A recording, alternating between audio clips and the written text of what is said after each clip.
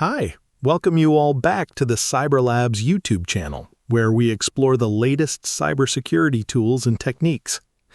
These days, you must be seeing how much AI is helping in hacking. There are many popular tools for reverse engineering, one of which is Ghidra. Today, we are going to talk about GhidraMCP. This means AI can directly analyze binaries, understand functions, decompile them, and even automatically rename code. Basically, the work that used to take hours can now be done by AI in seconds. Let me show you a demo of how this works. To use this, a few things need to be installed on your system. For instance, Ghidra should already be installed, and Python 3 should also be installed on your system. I will set this up on my Kali Linux. Installing Ghidra on Kali Linux is quite simple, as it is available on Kali's official repository. You can simply run the command sudo apt install Ghidra. Now I will start it by typing Ghidra, and as you can see, the tool has launched. Next, we need to install the GhidraMCP plugin. For this, go to Releases, where you will find several versions of GhidraMCP. You can use any version. I will use the latest version here. I've copied the link and executed the following command in the terminal: wget copied link. As you can see, the zip file is downloaded. Now I will extract it using the command unzip filename.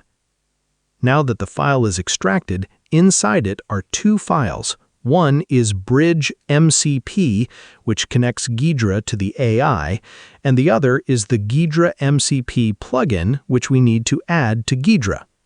I've navigated into the folder, and as you can see, both files are present. First, I will add GhidraMCP. To do this, open Ghidra, go to File, and click on Install Extensions. Then click the plus icon at the top, navigate to the folder where you extracted the files, select the zip file, click OK, and then click Install Anyway. GhidraMCP is now installed. To see the effect, you will need to restart Ghidra. I clicked OK, closed Ghidra, and reopened it, and GhidraMCP is properly installed. Next, we need to connect it to an AI client. Here we will use Claude. You can find the configuration for Claude Desktop here. You can copy this entire configuration. Now I will open Claude. I searched for Claude, and Claude Desktop is launching. Now I will configure the GhidraMCP server. Go to Settings, Developer, where you will see a list of your local MCP servers. Click on Edit Config, and the folder will open. Open this file in a text editor. I will add the GhidraMCP server. Paste the copied configuration. Now we need to provide the path for bridge_mcp.ghidra.py. This Python file is located in the folder where you extracted the zip file. I'll copy the path by typing pwd. The path is displayed, so I'll copy it and set it in the configuration file. After setting it, I saved and closed the file. Now the GhidraMCP server configuration is complete.